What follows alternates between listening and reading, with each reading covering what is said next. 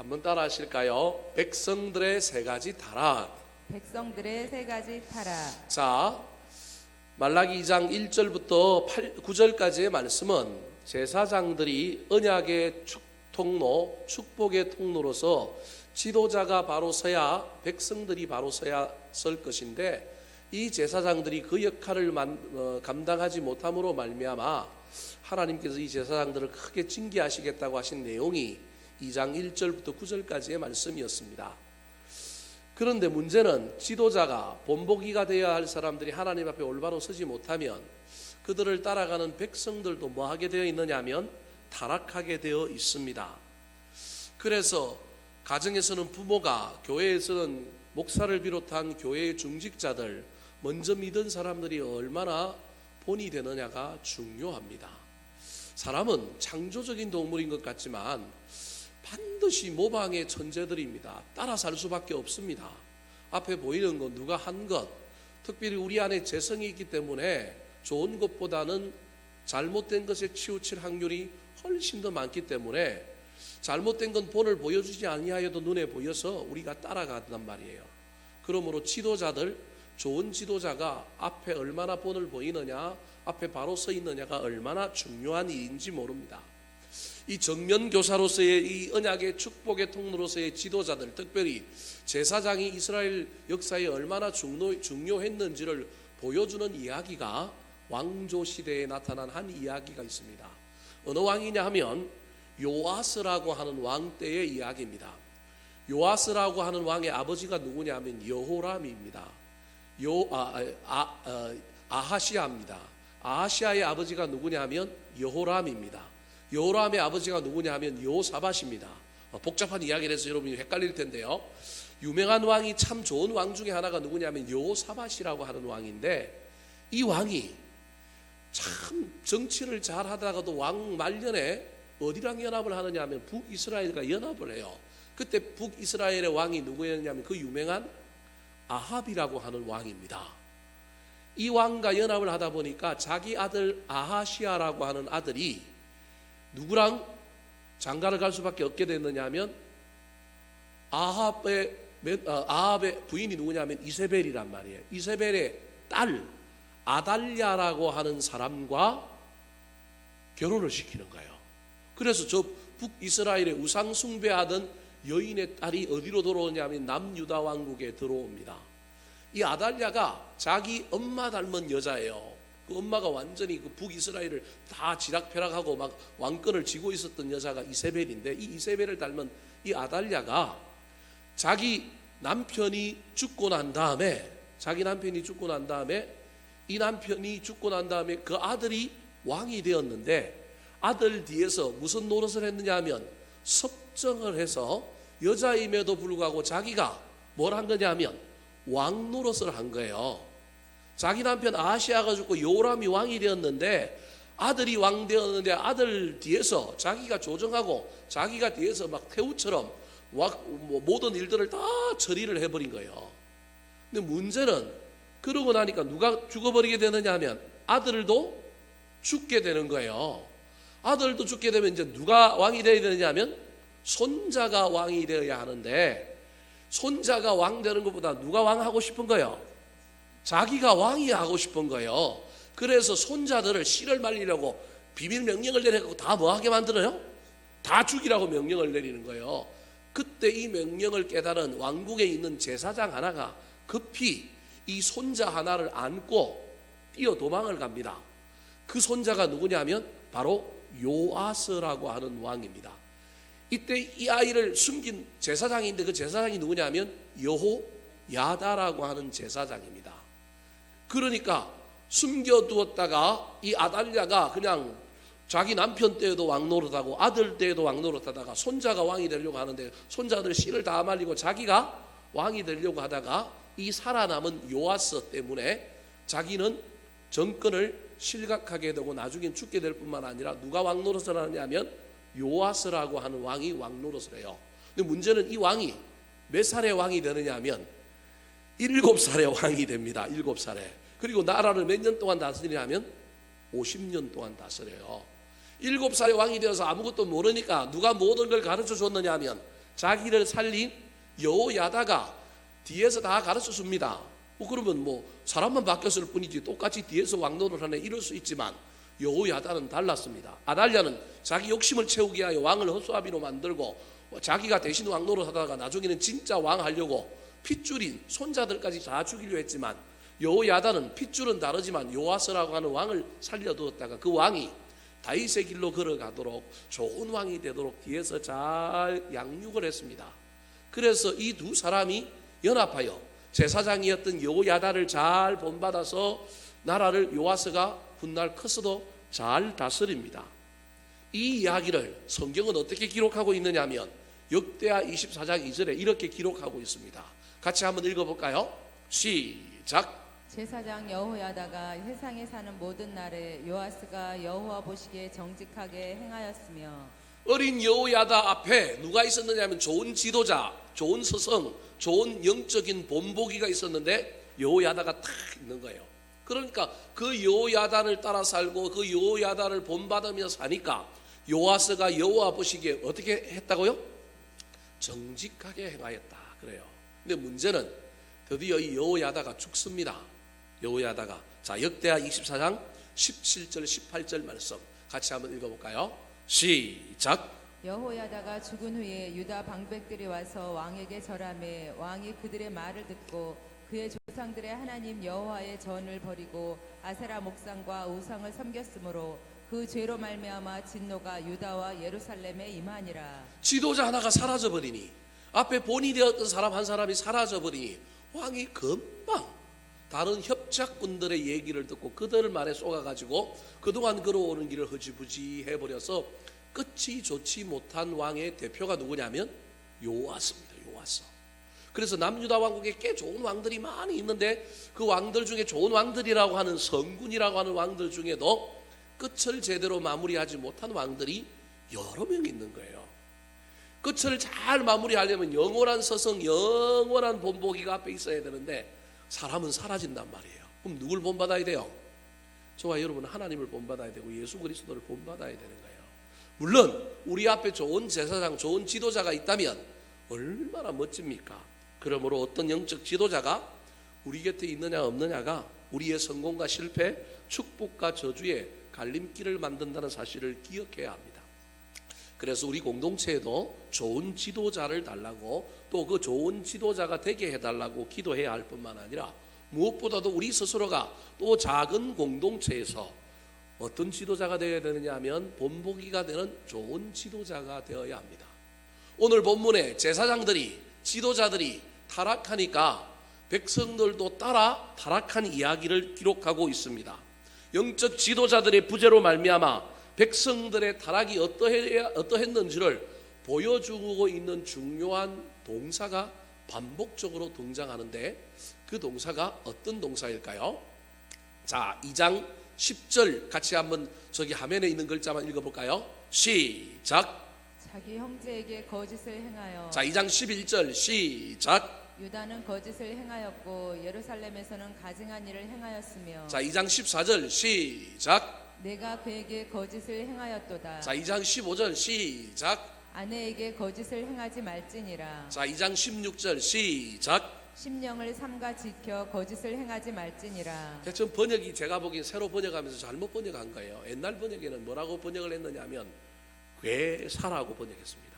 이 어려운 말이니까 쉬운 말로 번역한다고 번역했는데 번역해놓고 보니까 뜻이 달라져 버린 거예요. 사실은 거짓, 그러니까 이게 거짓말 뭐 이런 것만 자꾸 우리가 생각한단 말이에요. 저 거짓이 아니고 사실은 괴사인데 괴사가 뭐냐 하면 언약을 지키지 않다 그런 말입니다. 쉽게 이야기하면 하나님께서 이스라엘 백성들에게 주신 언약, 약속, 그 약속이 있는데 그 약속을 지키지 않았다라고 하는 의미가 괴사라고 하는 단어인데 그 단어를 뭘로 바꿔놨느냐 하면 거짓으로 바꿔놓은 거예요. 그러니까 언약의 통로요 축복의 통로였던 제사장들이 언약을 이루며 살아야 할 그 제사장들이 언약을 이루지 않고 하나님과 하나님 백성 사이에 있는 언약, 그리고 하나님이 온 세상을 향하여 펼치실 그 언약을 늘 염두에 두고 내가 먹든지 마시든지 가정을 이루든지 자녀를 키우든지 교회 생활하든지 하나님의 그 큰 언약, 온 세상을 사랑하시고 또 어떤 공동체의 시기마다 때마다 하나님께서 약속하시고 이루고자 하시는 그 하나님의 뜻, 그 언약을 염두에 두고 살아야 할 사람들이 살지 않으니 마땅히 이 세상에서 하나님 백성으로 살아야 될 하나님의 백성들도 믿는 순간에 하나님과 우리 사이에 맺은 언약, 그리고 또 하나님 우리를 통하여 하시기를 원하는 마땅한 삶, 이게 언약이란 말이에요. 언약이 꼭 다른 게 아니고 이게 언약이란 말이에요. 그 언약을 파기해버리고 그 언약을 지키지 않았다라고 하는 의미가 저 괴사라고 하는 거짓이라고 하는 말 속에 들어가 있는 것입니다. 그렇다면 이스라엘 백성들을 괴사, 즉 거짓 언약을 저버린 타락은 무엇일까요? 저기 거짓을 행하였다, 거짓을 행하였다, 가정한 일 거짓을 행하였다 그렇게 말하는데 저 거짓의 내용이 구체적으로 뭘까요? 제사장들의 타락, 지도자들의 타락을 본받아서 백성들도 타락했다고 한다면 백성들이 어떤 면에서 타락했고 어떤 면에서 하나님과의 언약을 저버렸을까요? 첫 번째 백성들의 타락입니다. 따라 하시겠습니다. 형제 사랑의 타락. 형제 사랑의 타락. 자, 구약의 이스라엘 백성들은 시내산에서 모세를 통하여 율법을 받았습니다. 율법에 두 가지 중요한 큰 주제가 있습니다. 십자가의 세로축과 십자가의 가로축이에요. 하나는 뭐예요? 하나님 사랑. 또 하나는 뭐예요? 이웃 사랑, 형제 사랑이란 말이에요. 이게 율법입니다. 이게 언약입니다. 그래서 이스라엘 백성들은 살면서 지켜야 될 약속이 누구 사랑하는 거예요? 하나님 사랑하는 거, 이게 지켜야 될 약속이에요. 하나님 사랑하면 복을 준다고 했기 때문에 그 약속을 믿고 하나님 사랑하는 거예요. 또 다른 하나가 있는데 누굴 사랑하는 거예요? 이웃을 사랑하는 거예요. 하나님의 대표적인 이웃이 3대 패밀리가 있는데 그게 누구예요? 고아, 가부, 객이에요. 그 당시에 가장 연약한 사람들, 가장 하층민들인 거예요. 그래서 모세의 율법에는 하나님 사랑과 이웃 사랑이 막 흘러 넘치는 거예요. 그런데 제사장들이 타락하다 보니까 하나님 사랑을 일단 놔두고라도 뭐가 타락해버리느냐 하면 이스라엘 공동체 전체에 넘쳐 흘려야 될 이웃 사랑이 사라져버린 거예요. 여러분, 율법에는 11조에 대한 이야기가 나오는데 11조가 레위인들의 생계를 위하여 드린 11조도 있지만 11조가 여러 종류가 있었어요. 그 중에 대표적인 11조가 3년마다 레위인들을 위하여 매년 드리는 11조 말고 3년마다 드리는 11조가 구약에 보면 나와요. 그 11조가 뭐냐 하면 구제의 11조예요. 그러니까 구약 성경에 나오는 11조를 다 계산해 보면 사실은 16.8%입니다. 10%가 아니고 3년마다 드리는 또 11조가 있는 거예요. 그 외에 또 한옥의 11조라고 감사의 11조라는 게 또 있어요.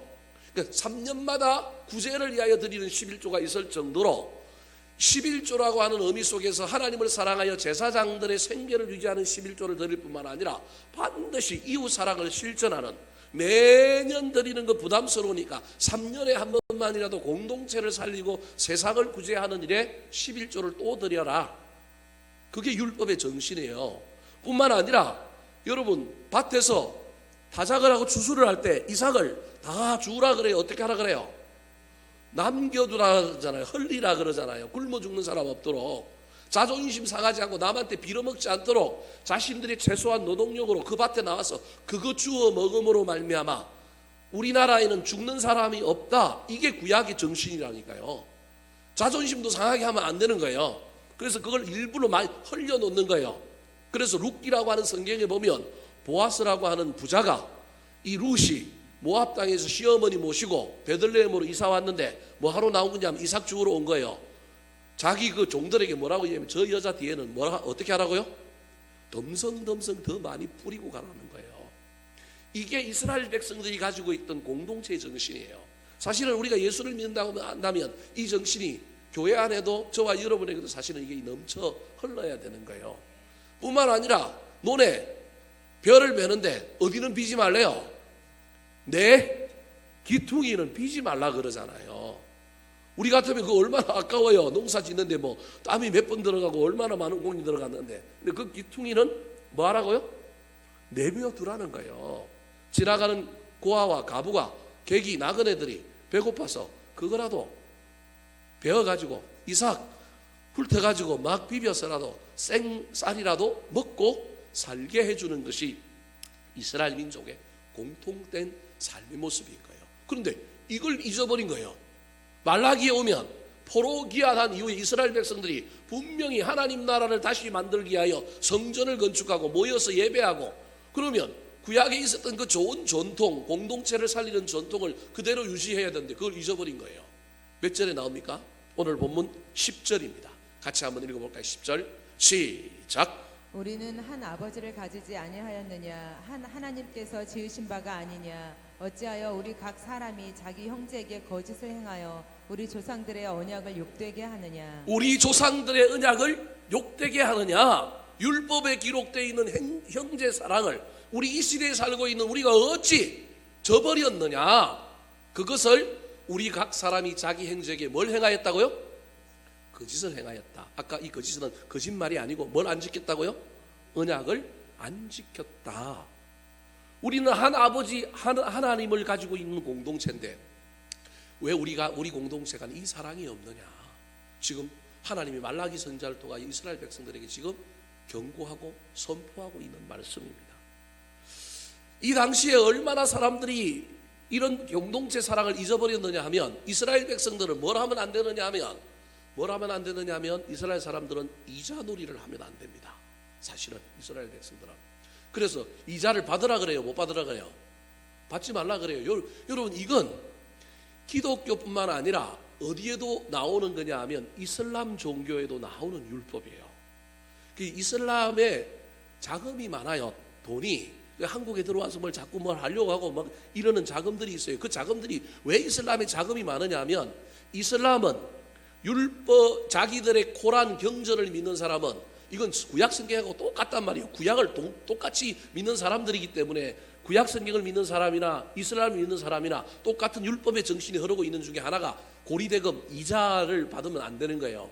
근데 중동에 5.1달러를 벌어갖고 돈 많은 사람들이 많이 갖고 있어요. 근데 이 사람들이 갖고 있는 돈을 가지고 자기들이 이자를 받으면 돼요, 안 돼요?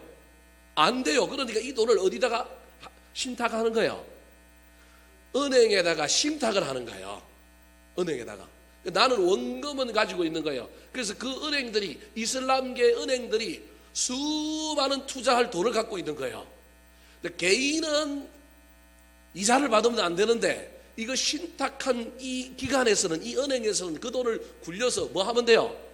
이익을 가지는데 그 이익을 신탁한 사람들에게 주는 게 아니고 우리 같으면 우리가 받아야 되잖아요. 근데 이슬람 율법을 가지고 있는 사람들은 그걸 받으면 안 되는 거예요. 그걸 가지고 뭐 하느냐 하면, 그 이익을 남은 것 가지고 뭐 하느냐 하면 구제하고 개발하고 이런 사업에 쓰는 거예요. 돈을 맡긴 은행에 예금한 사람들에게는 안 주는 거예요. 이게 이슬람 돈이에요. 이 돈이 이슬람 돈들이 지금 세계에 지금 넘쳐 흘러가지고, 이 돈이 지금 뭐 한국에도 들어오니 안 들어오니, 들어온다는 걸 뭐 목사님들은 반대하고, 뭐 국가에서는 저 돈을 좀 해가지고 말이야 할랄 식품 짓는데도 뭐 만들고 뭐 이런 데도 좀 하고 투자도 좀 받으면 좋겠는데, 옛날에 군산에 뭘 받으려고 그랬는데 막 기독교에서 일어나고 그 돈 들어오면 큰일 난다고 막 이야기한 거예요. 물론 그게 큰일 날 일들이 사실은 있어요. 왜냐하면 투자를 하는 조건이 누굴 쓰는 조건이냐 하면 이슬람 사람들을 쓰는 조건인 거예요. 그럼 이슬람 사람들을 쓰면 무슨 문제가 생기냐면, 이슬람 사람들이 모이는 곳에는 누가 들어와야 되느냐 하면 종교 지도자들이 들어와야 돼요. 그 이맘이라고 하는 사람들이 들어오게 돼요. 그러므로 이슬람 종교를 자꾸 허용해주는 그런 일들이 일어나니까 우리 기독교 진영에서 여하튼 그걸 반대한 거예요. 제가 지금 이걸 얘기하려고 하는 것이 아니라, 구약의 율법에 흐르는 것 중에 하나가 고리대금을 하면 된다 안 된다? 안 된다. 돈을 빌려줄 수는 있을지 몰라도 이자는 받으면 안 되는 거예요. 그런데 이미 이게 무너져 버린 거예요. 이 시대에 이자를 자꾸 낳는, 오늘날 사채업자한테 돈 빌리면 원금보다 더 많잖아요. 원금보다 더 많아갖고 골치 아픈 일이 있어요. 우리 가정에도 저희 그 친가 쪽에도 그런 일이 있어갖고 제가 변호사 사가지고 개인 회생해 주느라고 새가 빠지게 고생했는데 드디어 이제 그게 해결됐다고 이번 설에 제가 전화를 했더니만 연락이 왔더라고요. 살짝 인감도장 해가지고 누가 이렇게 해가지고 20억을 대출을 했는데, 그 20억이 나중에 되니까 3년 만에 얼마 됐냐면 89억이 됐어요.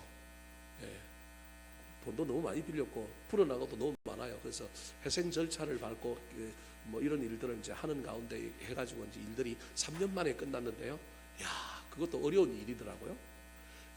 이렇게 불어나는 거예요. 그래서 이자가 불어나니까 심지어 뭘 하느냐 하면 인신매매를 해요. 딸을 어떻게 해요? 파는 거예요. 이게 말라기에 나오는 이야기예요.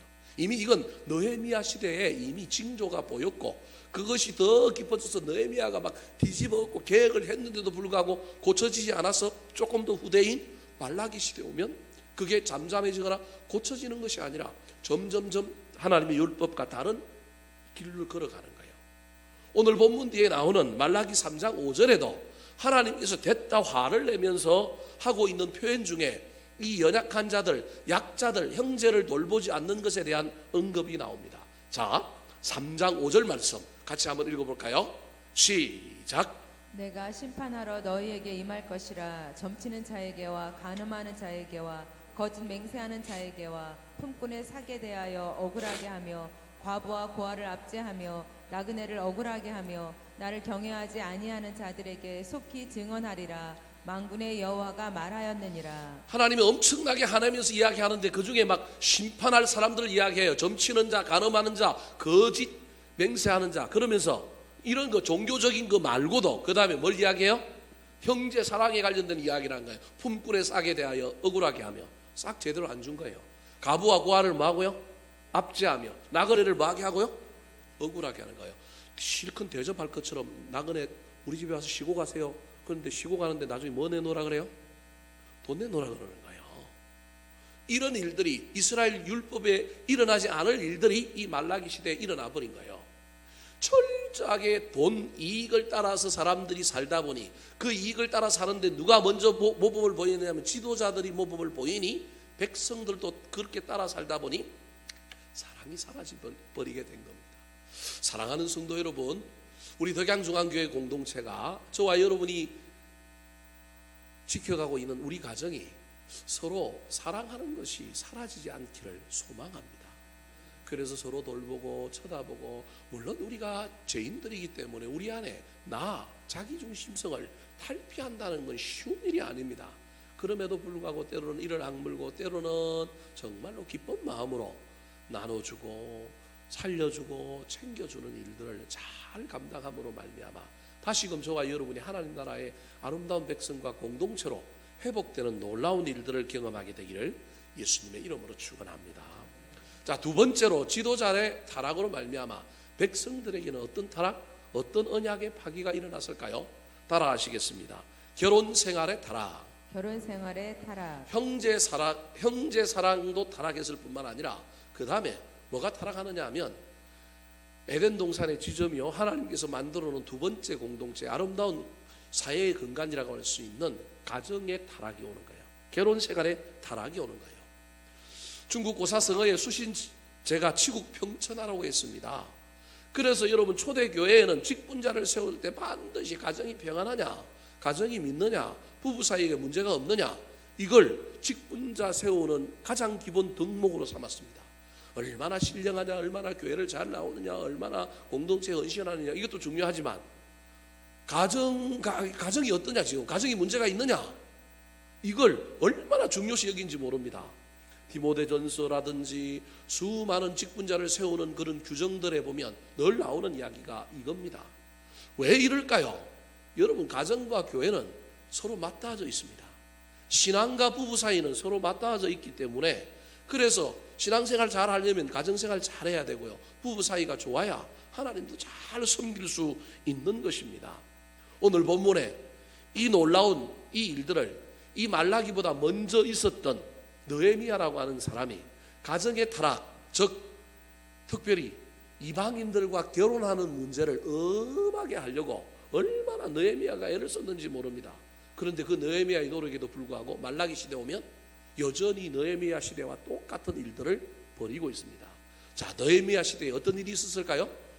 느헤미야가 어떤 행동을 했을까요? 자, 느헤미야 13장 25절 말씀, 말라기보다 한 40-50년 앞서 살았던 사람입니다. 같이 한번 읽어볼까요? 시작. 내가 그들을 책망하고 저주하며 그들 중 몇 사람을 때리고 그들의 머리털을 뽑고 이르되 너희는 너희 딸들을 그들의 아들들에게 주지 말고 너희 아들들이나 너희를 위하여 그들의 딸을 데려오지 아니하겠다고 하나님을 가리켜 맹세하라 하고. 말라기보다 한 세대 앞서 성전의 성벽을 완공하고 완전한 공동체를 이루었던 느헤미야가 모든 공사를 끝내고 어디를 갔다 왔느냐 하면 본국인 자기가 그 왕국에서 고급 공무원으로 있었던 휴가 받아와서 이 모든 일을 했는데 이제는 완전한 총독으로 여기서 오게 해달라고 휴가를 받아갖고 본국에 갔다 온 사이에 와보니까 예루살렘이 엉망이 되어 있는 거예요. 성전에 골방이 있는데 골방에는 막 이방인들이 들어와서 살고 있고요. 막 첩들이 집에 다 있고요. 막 딸들을 막 이방인들이 결혼시켰고요. 며느리가 이방인들이 들어와 있는 거예요. 그걸 본 느헤미야가 화가 나가지고 계획을 일으키는데 여러분 재미나잖아요. 뭐라고 얘기해요? 그 이방인들과 결혼하는 사람을 데리고 뭘 뽑았다고요? 머리를 뽑았대요. 머리를 뽑으면서 너 이렇게 살래 안 살래? 그리고 명세하라고 그런 거예요. 너희 아들들이나 너희를 위하여 그 딸들을 데려오지 아니하겠다고 하나님을 가리켜 뭐 하라고요?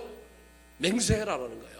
그래서 지도자들이 울고불고 나와서 먼저 회개하고 모든 백성들이 회개하고 다 돌려보내고 이미 애도 낳았단 말이에요. 다 돌려보내고 옛날 이야기 같지만 우리 느헤미야 할 때 다 공부했어요 사실은 이거. 그런데도 불구하고 이 느헤미야의 계획이 30년 40년 조금 지나고 나니까 아니 이게 물거품이 된 거예요. 여전히 믿지 않는 자들과 결혼하는 이야기가 이스라엘 백성들 사이에 넘쳐 흐르는 거예요. 자, 오늘 본문 11절 말씀 같이 한번 읽어볼까요? 시작. 유다는 거짓을 행하였고 이스라엘과 예루살렘 중에서는 가증한 일을 행하였으며 유다는 여호와께서 사랑하시는 그 성결을 욕되게 하여 이방신의 딸과 결혼하였으니. 자, 거짓을 행하였다는 말은 언약을 깨뜨렸다는 말입니다. 율법을 어겼다는 말입니다. 가증한 일을 행하였다는 말, 그것도 역시 하나님과 하나님 백성 사이에 하지 말아야 될 것, 지켜야 할 것의 중요한 부분 중에 하나가 이방인들과 결혼하지 않는 건데 그 결혼을 한 거예요. 그래서 거짓을 행하고 가증한 일을 행하였다는 걸 구체적으로 11절 마지막에 밝히고 있는데 뭐라고 밝히고 있어요? 이방 신의 딸과 뭐 하였다고요? 결혼하였다는 거예요. 여러분 여기서 저와 여러분이 생각해 봐야 합니다. 바벨론의 포로로 잡혀갔던 사람들이 이미 바벨론 땅에서 다른 민족과 섞여 사는 걸 경험했습니다. 지금 제가 무슨 얘기를 하려고 여러분이 이야기하냐면 하나님이 그러면 단순히 혈족이 섞이는 것, 피가 섞이는 걸 하나님께서 율법을 통하여 거절했을까? 우리는 저 이야기를 통하여 받아들이는 이야기를 제가 좀 타협하려고 설교를 이렇게 하는 게 아니고 이건 성경에 나와 있는 이야기이기 때문에 그렇습니다. 근본적으로는 아예 뭐 하지 마라? 결혼하지 마라. 이게 모세가 처음 율법 받을 때 이야기입니다. 씨도 두 종류를 밭에 뭐 하지 말라? 뿌리지 말라. 옷도 입을 때 옷감이 두 종류가 직조되어 있는 혼방 옷을 입어라. 입지 말라. 입지 말라. 이건 위험할까봐 아예 섞이는 걸 뭐 한 거예요? 엄하게 금하는 거예요. 좋은 만남이 있을 수도 있지만 그 만남을 통하여 허용의 길을 열어서 자꾸 엉뚱한 것이 들어올까봐 세속화가 되고 혼합주의가 이루어질까봐 모세 시대에는 철저하게 금했단 말이에요.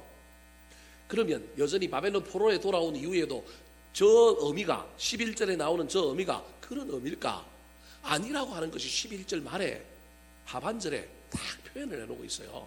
여러분 이미 경험해봤잖아요. 예수님의 족보 안에도 누가 들어와 있어요? 이방 여인들이 들어와 있잖아요. 기생 라합, 그 다음에 롯, 그죠? 다 모함 여인이잖아요. 룻기에 나오는 룻, 이런 여자들은 다 이방 여인이잖아요. 다말, 다 이방 여인이잖아요. 그러면 하나님이 이방인들과 결혼하는 걸 싫어해요? 아니, 물론 포괄적인 측면에서 원론적인 측면에서는 반대하지만 하나님이 궁극적으로 말하는 건 막 묻지도 않고 따지지도 않고 무조건 만나지 마. 그건 모세 시대에는 가능했지만 이미 바벨론의 포로로 잡혀가서 다른 사람들과 섞여서 살아봤고 이미 혼합을 경험해 봤단 말이에요. 그래서 진짜 의미가 뭔지를 이야기하는 거예요. 저기 그냥 이방 딸과 결혼했다라는 의미가 아니고 뭐라고 이야기했어요? 이방 신의 딸과 결혼했다라는 거예요. 무슨 말이냐 하면 우상 숭배를 하는 여자들과 결혼을 했다라는 거예요. 여러분 마찬가지입니다. 우리 농촌 지역에 이미 다문화 가정들이 많이 있는데 다문화 가정들이 다 이슬람을 섬기고 다문화 가정들이 동남아에서 들어온 사람들이 다 그러나요? 아닙니다, 여러분. 그렇지 않다니까요. 그래서 다문화 가정들이 늘어나면 막 이슬람 모스크가 생기고 전부 이상하게 되고 그런가요? 아니에요. 물론 그럴 가능성도 있고 일부 그런 경향도 있지만 그렇지 않은 거예요. 우상을 철저하게 섬기는 사람, 지금 의도적으로 지금 뭐냐면 저게 단순히 이방 여자들과 결혼했다는 게 아니고 이방 종교에 기하여 이방 종교 행위에 들어가서 이방 종교 행위에서 누굴 만난 거예요? 사제를 만나고 이방 종교의 사제를 만나고 이방 신앙심이 좋은 여자들을 만나서 완전히 신앙을 빼앗겨버린 결혼을 지금 얘기하는 거예요. 이해되셨습니까? 여러분, 그렇다고 해서 이방 여인과 결혼해야 된다 이 얘기가 아니고 지금 이스라엘 백성들이 지금 얼마나 문제가 생겼는지를 이야기하는 거예요. 의도적으로 이방 여인들이 제사를 지내는 이방 종교의 제사에 간 거예요. 그 제사는 여자들이 있단 말이에요. 거기에 갔다라는 거예요. 그 여인들을 만난 거예요. 왜냐하면 화장이 훨씬 더 화려하거든요. 훨씬 더 진하거든요. 무슨 말씀이 이해되시죠? 그러니까 이스라엘 사람들이 점점 자기 민족의 여인들에게는 호감을 못 느끼고 다 어디에 호감을 느끼느냐 하면 화장 진하게 하고 막 그런 여인들에게 호감을 느끼는 거예요. 벌써 여기에 마음의 문제가 생겨버린 거예요. 그래서 지금 이 이방인들과 결혼하는 이야기가 점점 커져가고 있는 걸 보여주고 있는 겁니다. 그런데 이런 모습을 보고 하나님이 저건 안 된다 그러면서 왜 내가 그러면 이방 여인들과 결혼하는 걸 반대하는지에 대한 설명을 합니다. 자, 15절 말씀 같이 한번 읽어볼까요? 시작. 그에게는 영이 충만하였으나 오직 하나를 만들지 아니하셨느냐? 어찌하여 하나만 만드셨느냐? 이는 경건한 자손을 얻고자 하심이라. 그러므로 내 심령을 삼가 지켜 어려서 맞이한 아내에게 거짓을 행하지 말지니라. 본처를 버리고 이방 여인들을 결혼한 사람들이 생긴 거예요. 그러니까 아예 처음부터 총각이 이방 여인들에게 장가를 들고 자기 아들과 자기 딸들을 이방 사람들에게 시집 보내고 장가 보내는 이야기를 넘어서서 이미 결혼한 남자가 얼마나 타락을 했는지 결혼한 남자가 본처가 있음에도 불구하고 누굴 데리고 사는 거예요? 첩을 이방 여인들을 데리고 사는 거예요. 근데 하나님 뭐라고 얘기하느냐 하면 본처를 잘해야 된다. 본처를 놓치면 안 된다. 본처한테 잘해라. 그게 무슨 말이냐면 하나님의 목적은 경건한 자손을 얻어서 신앙이 계속 유전되고 신앙이 이어져 가는 게 목적인데 너희들은 어찌하여 딸들과 아들들을 이방인들에게 결혼시키는 걸 넘어서서 부모인 너희들조차도 이미 마음이 콩밭에 가 있어서 기존에 있는 아내를 내버려 두고 이방 여인들을 첩으로 아내로 삼느냐 그렇게 이야기하고 있는 거예요. 그러면서 이런 사람들에 대하여 엄한 경고를 하고 있는 것이 12절입니다. 사실은 자 12절 말씀 같이 한번 읽어볼까요? 12절 시작. 이 일을 행하는 사람에게 속한 자는 깨는 자나 응답하는 자는 물론이요 만군의 여호와께 제사를 드리는 자도 여호와께서 야곱의 장막 가운데에서 끊어버리시리라. 여러분 이해를 잘 하셔야 됩니다. 무슨 이해를 잘 하셔야 되냐면 이스라엘 백성들이 아무리 신앙이 안 좋고 아무리 타락해도요 하나님께 예배는 드렸을까요? 안 드렸을까요? 드렸어요. 여러분 이게 문제예요. 우리는 이스라엘 백성들이 하나님께 예배 안 드렸을 거라고 생각하잖아요. 예배를 드렸다니까요. 물론 오늘날 우리가 보기에 그 예배도 아니고 우상숭배지만 자기들은 우상숭배를 하면서도 누구한테 예배를 드린다고 생각한 거예요? 하나님께 예배를 드린다. 그 사람들은 그 시대에 있었던 이스라엘 백성들은 자기들은 지금 하나님을 섬기고 하나님께 예배 드린다니까요. 왜 그러냐면 예배를 통하여 뭘 받는다고 생각하는가요? 복을 받는다고 생각을 해요. 예배를 통하여. 지금 12절에서는 무슨 얘기를 하고 있느냐면 하나님께서 결혼의 타락을 무엇의 타락과 연결시키고 있느냐 하면 예배의 타락과 연결을 지금 시키고 있는 거예요. 가정이 타락하면 네가 아무리 예배를 드려도 뭐가 타락한 거라고요? 예배가 타락한 건데 너는 자꾸 그건 신경 안 쓰고 뭐만 드리면 된다고요?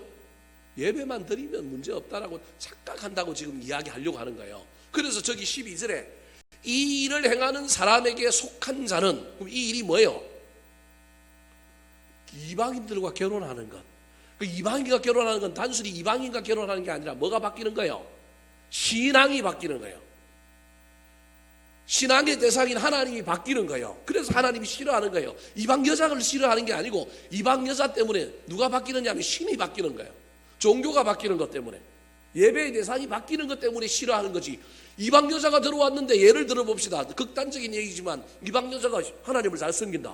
그럼 이건 전도한 거예요? 아니면 뭐 한 거예요? 전도된 거죠. 하나님 기뻐해요? 안 좋아해요?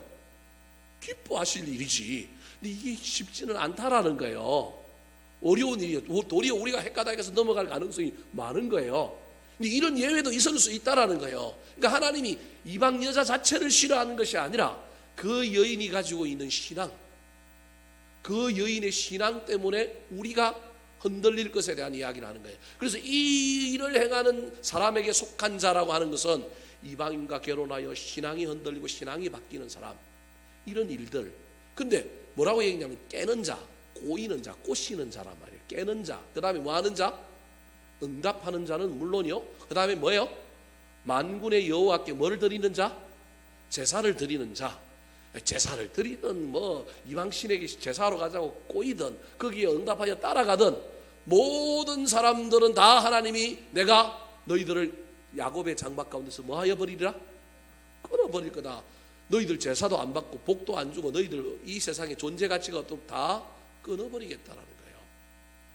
그러니까 단순히 가정의 타락에 대한 이야기가 아니라, 이 이야기는 이제 세 번째에 가서 연결지어 설명하겠지만, 하나님께서 지금 가정의 타락에 대하여 경고하고 이 타락을 지금 보면서 하나님이 마음 아파하는 건, 이 타락이 그 다음에 무슨 타락으로 이어지는 거예요? 예배의 타락, 종교의 타락으로 이어질 거라는 거예요. 그래서 그 사람은 자기가 지금 아무리 종교적인 행위를 가지고 하나님께 나가서 예배한다 할지라도 하나님은 그 예배를 받겠다는 거예요? 안 받겠다는 거예요? 안 받겠다는 거예요. 지금 사랑하는 성도 여러분, 저는 목회자이기 때문에 이걸 얼마나 뼈저리게 느끼는지 모릅니다. 토요일 날 아내하고 싸우거나 가정에 문제가 있으면요, 여러분 얼굴을 보고 설교할 수가 없다. 이게 마음에 거리낌이 있어가지고, 여러분 이 자리가 얼마나 그런 자리인지 모릅니다. 그냥 철판 깔고 그냥 할 수 있을 것 같지만, 안 해봐서 여러분 잘 모를 거예요. 해보세요. 이게 얼마나, 이게 하나님이 보고 계시는데, 하나님뿐만 아니라 사람들이 보고 있는데 내가 내 영혼의 거룩성이 없이 내가 막 뭐가 문제가 있는 상태에서 내가 설교를 한다. 이게 얼마나 부끄럽겠어요. 그 부끄러움과 양심의 가축이 없다면 그건 하나님이 아마 경을 치실 거예요.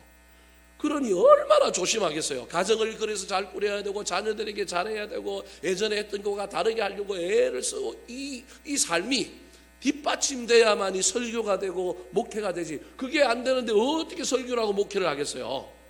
잠시 잠깐 능력이 나타나고 잠시 잠깐 속일 수 있을지 모르겠지만, 이게 영적인 것은 절대 드러나게 되어 있습니다. 드러나게 되어 있고 속일 수가 없는 겁니다.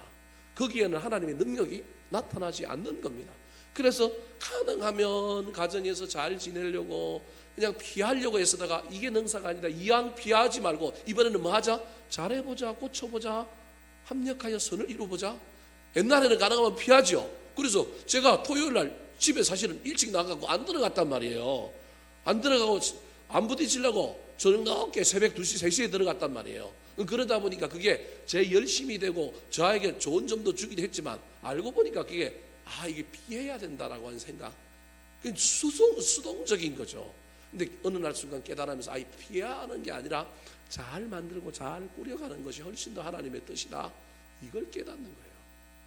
사랑하는 성도 여러분, 저와 여러분도 신앙생활하면서 내 신앙생활이 사회적으로 교회 안에서 아무리 드러나고 아무리 한다 할지라도 저와 여러분의 신앙생활이 우리의 자녀들, 내가 속한 공동체, 가정에서 저와 여러분의 신앙에 힘이 나온다는 걸 잊어버리지 말고, 이 가정의 회복을 위하여 지금은 힘들고 너무 멀리 가 있고 어려운 일들이 많다 할지라도 그것을 회복하려고 애를 쓰는 저와 여러분 되기를 예수님의 이름으로 축원합니다. 마지막으로 이스라엘 백성들에게 제사장의 타락으로 말미암아 나타났던 타락, 언약을 깨트린 것은 무엇일까요? 따라하시겠습니다. 예배 생활을 타락. 예배 생활의 타락. 자, 두 가지 타락을 이야기했습니다. 하나가 무슨 타락이에요? 벌써 다 까먹었어요? 형제 사랑이 타락을 했어요. 이스라엘 공동체 안에 있었던, 이게 동양권, 여기도 이스라엘 동양권이기 때문에 체면이 있단 말이에요. 가정에 내 가족에게는 잘 안 해도 누구한테는 잘해요. 남자들 중에 주로 나타나는 것 중에 하나는 바깥에 나가면 막 기마이를 쓰는데 자기 각자한테는 기마이를 안 써요. 바깥에 나가면 막 간도 빼주고 다 빼주던데 자기 집 사람들에게 잘 안 해요. 이스라엘에도 이 문화가 있단 말이에요. 그래서 형제 사랑이 어떻게 보면 아주 이게 강력한 그 공동체를 지지하는 거예요. 그런데 그것도 무너졌을 뿐만 아니라 이스라엘 사람들은, 유대인들은 자기들끼리만 결혼한단 말이에요. 유대인은 피를 엄청나게 중요시 여긴단 말이에요. 그런데 이 가정생활도 타락하여 이방 여인들과 결혼하는 그런 정도가 아니라 아내를 두고서도 뭐하고 있느냐 하면 첩을 두고 있고요. 심지어 의도적으로 이방 여인들에게 이끌려 제사 장소에 가서 그들의 그 화려함에 그냥 넘어가는 이런 일들이 일어난 거예요. 그래 놓고도 누구한테 와서 예배를 드려요? 하나님 앞에 예배를 드려요. 근데 하나님 그걸 알까요, 모를까요? 안다니까요. 사람들은 모르는 것 같지만 하나님은 안다라는 거예요. 자, 13절 말씀 같이 한번 읽어볼까요? 13절 시작. 너희가 이런 일도 행하나니 곧 눈물과 울음과 탄식으로 여호와의 제단을 가리게 하는도다. 그러므로 여호와께서 다시는 너희의 봉헌물을 돌아보지도 아니하시며 그것을 너희 손에서 기꺼이 받지도 아니하시거늘. 저 눈물과 울음과 탄식이 누구 거냐에 대한 성경학자들마다 해석이 다 다릅니다. 그러니까 여인들의 울음이라는 거예요. 본처들의 울음이다라고 해석하는 사람들이 있는가 하면, 요즘 최근의 해석은, 예전에는 저 본처들이 하나님 앞에 와서 못 살겠다고 하나님 앞에 와서 막 울었다라는 거예요. 근데 자세히 읽어보면 그렇지 않다라는 걸 알 수 있어서 최근의 해석은, 저게 누구의 해석이냐면 첩을 두고 있는 남자들, 우상 숭배하고 있는, 음란하여 이미 가정을 깨트린 남자들이 지금 하나님 앞에 와서 그럴싸하게 포장을 하여 뭐하고 있는 거예요? 예배하고 있는 모습인데, 그 예배 중에 너희가 이런 일도 행하나니, 어떤 일 행하느냐 하면 거짓으로 경건한 것처럼 하나님 앞에 눈물과 울음과 간식으로 여호와의 제단 앞에 뭐 했다고요? 가리게 하는도다. 이게 이미 음란하여 첩을 두고 있는 이 남자들이 하나님 앞에 예배할 때 와갖고는 자기들이 경건한 척 뭐도 흘려요? 눈물도 흘려요. 탄식도 해요. 근데 하나님께서 뭐라고 얘기해요? 그러므로 여호와께서 다시는 너희의 뭘 받지 않겠다? 봉헌물을 돌아보지도 아니하고 그것을 너희 손에서 기꺼이 뭐 하지도 않겠다? 받지도 않겠다. 하나님이 아신다라는 거예요. 거짓으로 눈물을 흘리고 거짓으로 복을 받으려고 애통하고 거짓으로 막 하지만, 그리고 심지어 뭐까지 갖고 왔어요? 봉헌물까지 갖고 왔어요. 얼마나 멋진 예배자예요. 옆에서 중심을 모르는 사람들이 보기에 저 사람 얼마나 예배를 잘 드려요. 기가 막히게 예배를 드리잖아요. 근데 하나님은 아니라는 거예요. 아니라는 거예요. 니들이 지금 하고 있는 그것이 외식이요 형식이지 실제로 너희들의 삶은 지금 이 예배를 증명해내지 못한다라는 거예요. 그래서 안 받겠다 그러니 이 사람들이 왜 우리 예배 안 받습니까? 항의하는 내용이 14절입니다. 자, 14절 같이 한번 읽어볼까요? 시작. 너희는 이르기를 어찌 됨이니까 하는도다. 이는 너와 내가 어려서 맞이한 아내 사이에 여호와께서 증인이 되시기 때문이라. 그는 내 짝이요 너와 서약한 아내로되 내가 그에게 거짓을 행하였도다. 아무리 예배를 잘 드려도 너희들의 예배를 받지 않겠다라고 하는 이유는 너희들의 예배가 타락했다는 거예요. 뭐 우리가 예배가 뭐 타락했습니까? 그러니까 뭐라고 얘기했냐면 너희들이 예배하는 행위가 타락된 게 아니고 너희들의 예배는 어디서부터 타락됐다? 가정에서부터 너희들이 예배가 타락됐다. 지금 교회 안에서 드리는 너희 예배는 아무런 문제가 없는 것처럼 보이지만 그건 그냥 그 예배로 존재하는 것이 아니라 인생은 한 단면만 있는 것이 아니라 다 연결되어 있다라는 거예요.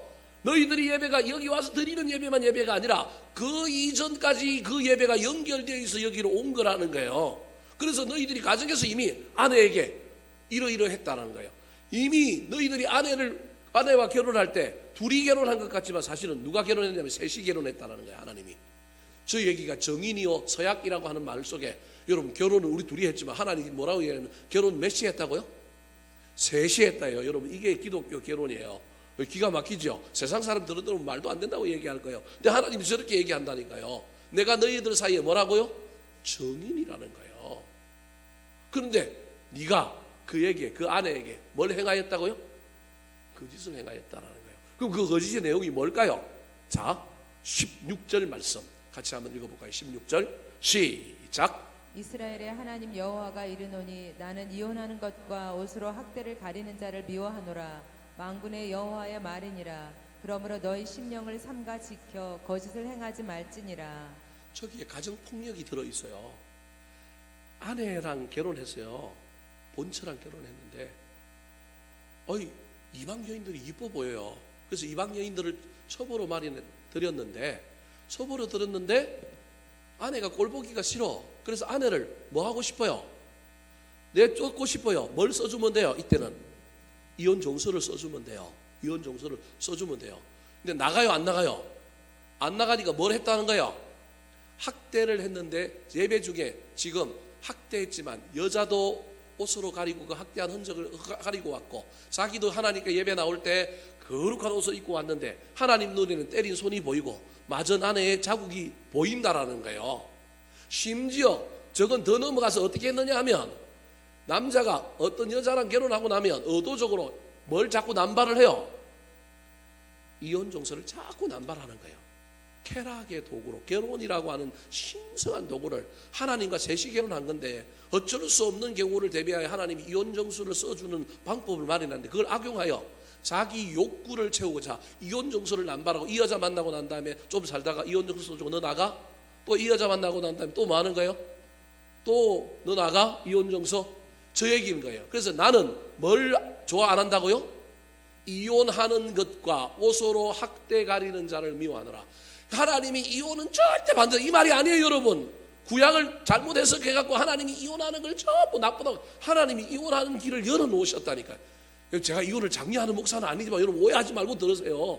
하나님은 이혼은 안 돼, 우리가 옛날에 그렇게 배웠단 말이에요. 저구절이 저걸 얘기하는 게 아니에요. 나는 이혼하는 걸 미워한다라고 할 때 일반적인 이혼을 미워하는 게 아니라, 하나님은 일반적인 이혼을 포괄적으로는 미워하시지만 이혼할 수 있다라는 걸 하나님이 이미 예견하고, 하나님이 이혼할 수 있다 할 때는 뭘 써주라고요? 이혼 종서를 써주라고 이미 얘기했다니까요.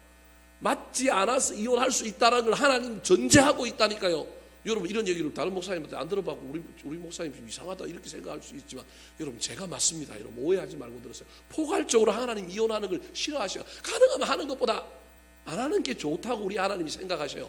그럼에도 불구하고 우리 인간에게 예외가 있어서 이혼할 수 있다는 것도 하나님이 뭐 한다고요? 인정하고 있다니까요. 그런데 그 예외적으로 인정해 놓은 것을 악용하는 놈을 뭐 한다고요? 미워한다라는 거예요. 특별히 여러분 그 악용을 제가 여러분에게 현대에 적용하면 성격 차이다, 이건 악용일 수 있습니다. 여러분 무슨 말씀이 이해되십니까? 성격이 안 맞아서 이혼할 수 있어요. 길이 참아봐야지. 성경에 의하면 견뎌도 봐야지. 무슨 말씀이 이해돼? 성격 차이로 이혼할 수 없다는 얘기가 아니라, 성격 차이로 이혼할 수도 있지만 그 전에 해야 할 것들이 있죠. 견뎌야 되고 참고 뭘 해봐야 될 것이 있죠. 그래도 안 되면 뭐 해야 돼요? 이혼해야지. 오늘 뭐 이상한 이야기를 막 해갖고 여러분들 헷갈릴지 모르겠지만 이혼해야죠. 여러분 그러나 우리 하나님이 이혼하는 걸 좋아하세요? 안 하는 걸 좋아하셔요? 안 하는 걸 좋아하는 게, 저구질이 뭐냐 하면 그 이혼을 하나님이 출구를 열어놓은 그 이혼의 도구를 악용하고 있는 나쁜 인간. 근데 그 인간이 지금 하나님 앞에서 뭐 한다고요? 아무 일도 없는 것처럼 뭐 하고 있다고요? 예배하고 있다라는 거예요. 그럼 이혼에 대한 이야기가 아니라 뭐에 대한 이야기를 하고 있느냐 하면 예배에 대한 이야기를 하고 있는 거예요. 너 예배 안 받아. 네 예배는 내가 안 받아. 너 예배는 무슨 예배다? 타락한 예배야. 거짓 예배야. 그래서 난 너의 예배를 받을 수 없어. 그렇게 말하고 있는 거예요. 여러분 이건 이혼의 문제와 음란의 문제뿐만 아니라 저와 여러분의 전 삶의 문제와도 관련이 있습니다. 한 주간의 우리의 삶이, 그래서 하나님 앞에 예배 나올 때 제가 늘 계시록 갖고 여러분에게 예배와 관련해서 설명하는 것 중에 하나가, 저와 여러분은 계시록에 24장로들이 어린 양 보좌 앞에 면류관을 써서 바치는 게 예배예요. 살았던 쪽에 하나님의 은혜로 말미암아 내가 몰랐지만 깨닫고 보니 이게 하나님의 능력으로, 하나님 힘으로 된 놀라운 성과다.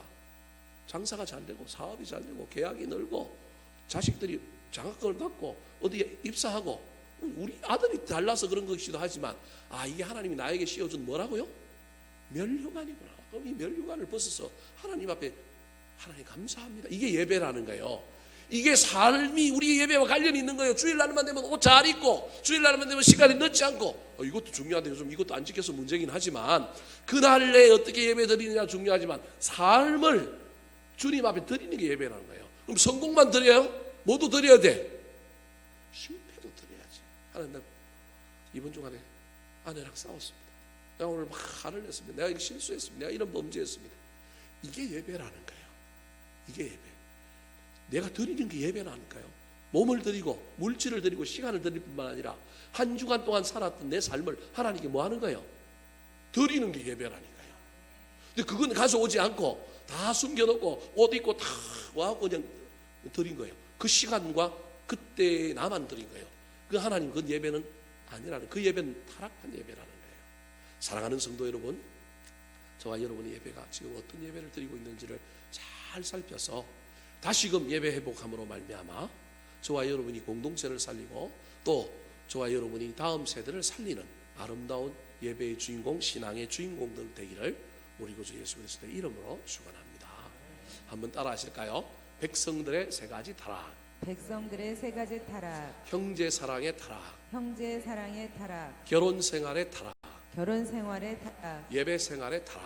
예배 생활의 타락.